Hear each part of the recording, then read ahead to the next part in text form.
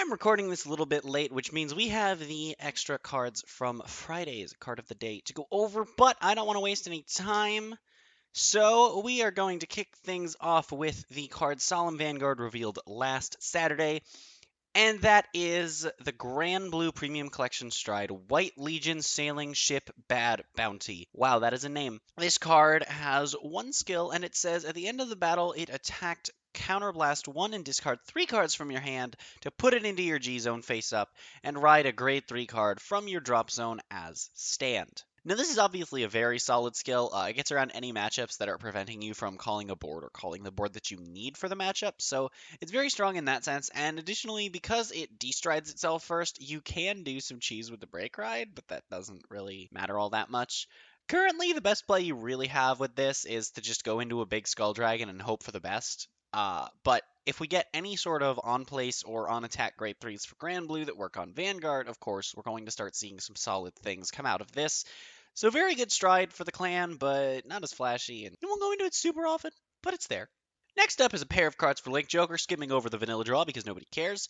And then we have this spicy grade 1 that says, when its attack or the attack it boosted hits a Vanguard, put a card from your hand to rearguard as locked to draw a card. It's not terrible. Being on hit's a little bit rough, but working on Vanguard definitely makes it a bit more solid, and it does let you dig through the deck for stuff and also for things. So not the worst. You're probably not going to include it in a whole lot, at least in terms of like full-on lists, with some of the better stuff we have. But if you're looking for a budget card, it's not the worst thing you could be running.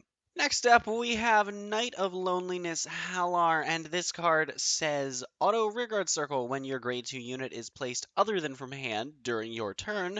Put this unit into your soul, and that unit gets power plus 15,000 until end of turn. This is a promo. Can we please get it in English, Bushiroad?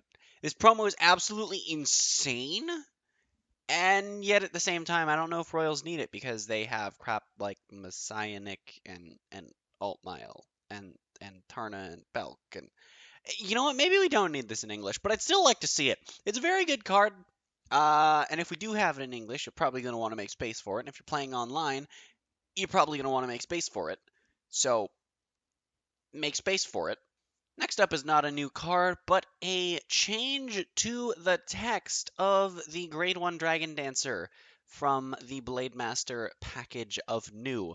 This went from saying that you could only choose one of each to saying you can choose any number of each and still gets 5k per returned. So you can now return, theoretically, all 8 of them and then gain 40k.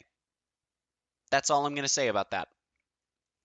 Next up, we have a really nice card to have for the new Blaster deck. Star Called Trumpeter says, when placed on Vanguard or Rearguard, counterblast 1, Soul Blast 1 to return a Blaster and a When Light and Darkness Intersect, each from your drop zone to your hand, and continuous on Rearguard. If you have a Vanguard with Blaster in its name, this unit gains boost. So, definitely a very solid skill. Pero skills, I suppose I should say. It's not a 9k, which is a huge thing going for it, and it's definitely some recovery that you may want.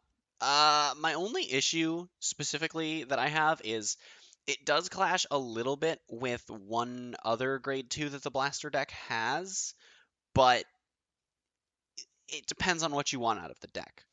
Next up, we have a card that I am not too big of a fan of. It is the Nectar Stride, whose name I did not care to check because as far as I'm concerned, this is adult 100% orange. 200% orange reads, Act G-Zone. If this card is face down and you and your opponent's Vanguards are both grade 3 or greater, counterblast 1, retire 2 token units, stride this card on your Vanguard circle, and this unit gains 10k in a crit. Garbage! So, first and foremost, I was theorizing and hoping that we would get some sort of watered down version of the Katrina playstyle so that they could safely ban Katrina. People could stop complaining about one of my favorite decks in Premium to play right now. And that didn't happen. Instead, we got this pile of garbage. And this pile of garbage only works with Asha, basically, and otherwise is complete garbage. And, yeah, I don't like it. It literally, you have to play Asha if you want the deck to work, and I just don't want to play Asha. Ah! And with some of the other stuff that we've been getting in this set, I think they really are going for the Katrina ban, which really makes me wonder, what is this? I can't play plants with this. The wrong plants. Next. So another thing we got, actually, it's kind of interesting, is we saw all 24 of the new critical triggers from this premium collection. And they are stride fodder. They literally just have a continuous that says that when they're discarded for stride, you can discard them as grade 3. That's literally all there is to it. I'm not even joking. That's the entire skill. Well, apparently, people have started making tier lists of the critical triggers, so I'll be sure to drop one of those very soon. Next up, we have the new Batama Premium Collection Stride, which is definitely a bit of a mixed bag. So it says when it attacks, retire 2 grade 0s and turn a card from your G zone face up. Draw 2 cards, bounce your entire board, and call up to 2 cards. And if you call 2 cards, this card gains 10k in a crit. So it's not the flashiest thing in the world. It's essentially just a dominate card that doesn't dominate.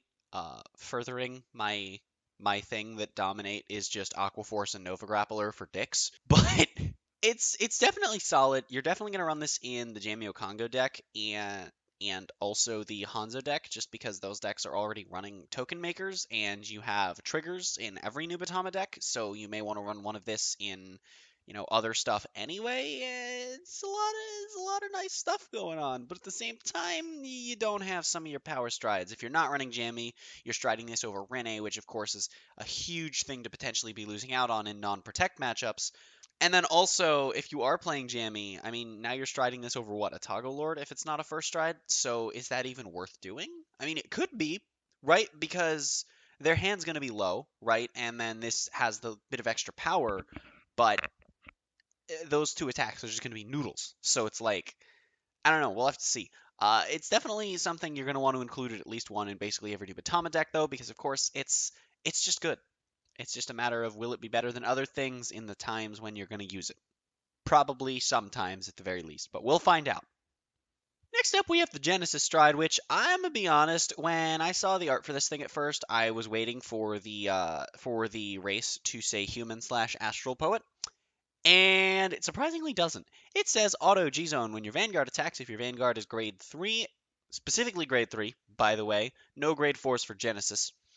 Cost, Counterblast 1, Soul Blast 6. Stride this card on your Vanguard circle from face down. As rest, it gets the power and critical that one of your heart cards has gotten from trigger effects this turn, and it becomes the attacking unit.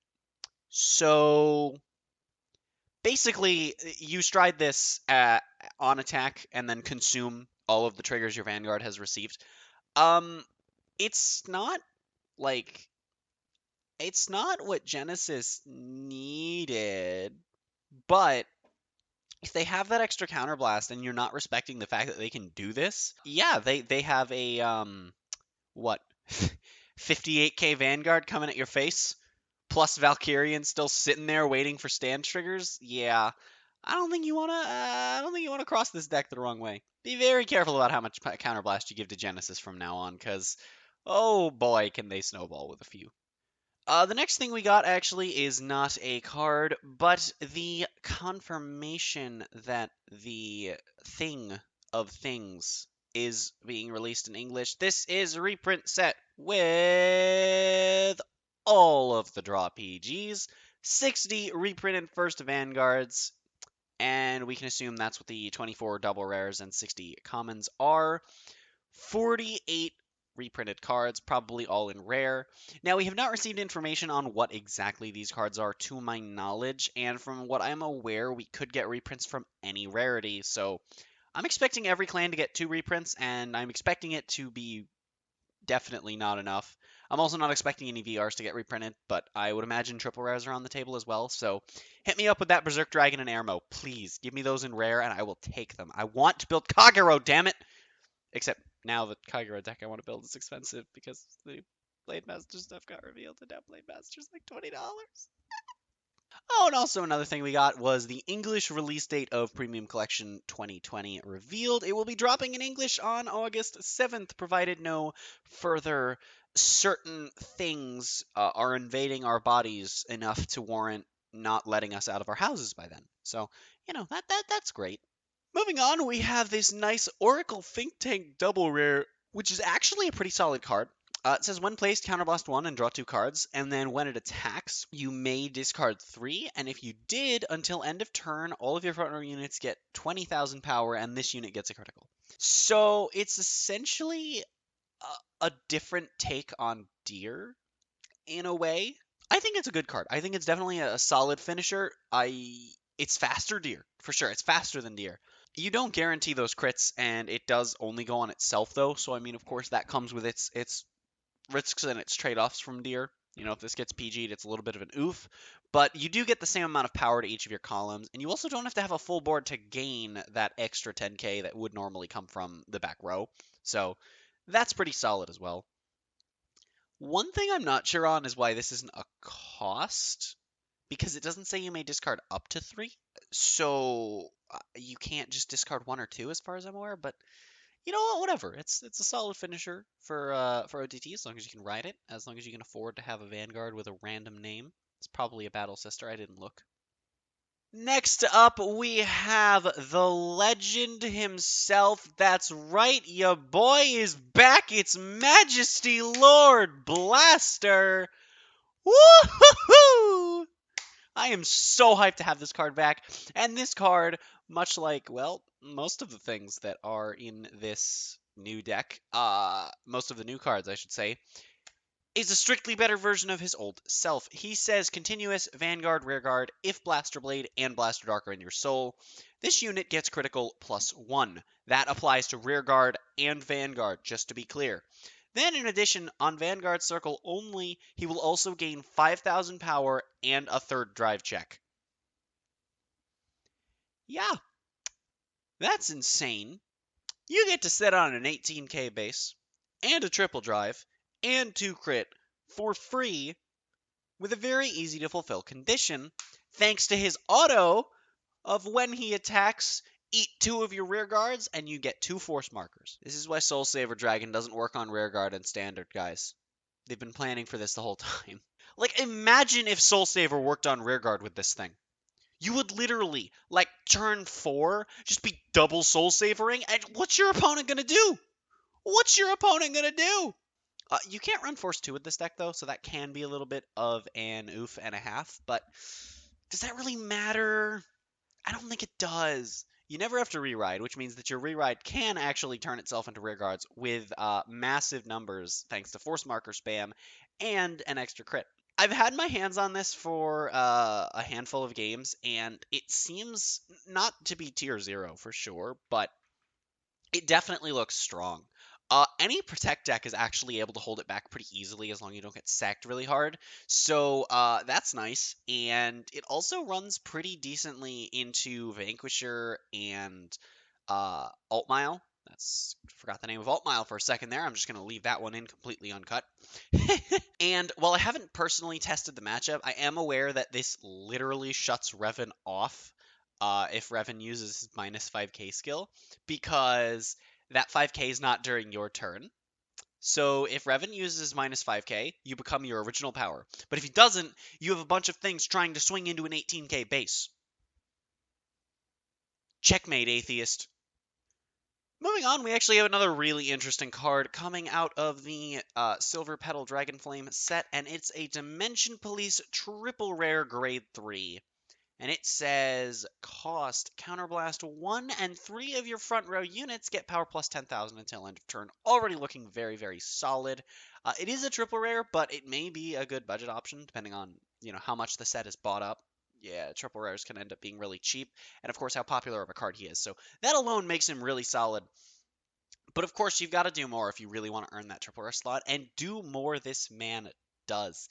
He says auto Vanguard Circle. At the end of the battle it attacked, look at 7 cards from the top of your deck, reveal up to 1 grade 3 card from among them, and put it into your hand. Then shuffle.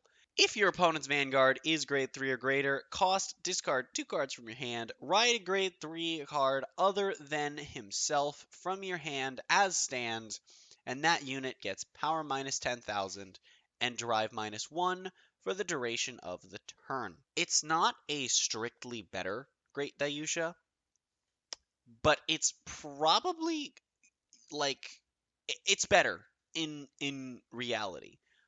Now I will say that what I've found to be the best way to play this card is to either use it into Great Dayusha if you're just going straight for a kill, or if you want to make it last an extra turn, you go from this into Dieliner and then Dieliner into Great Dayusha.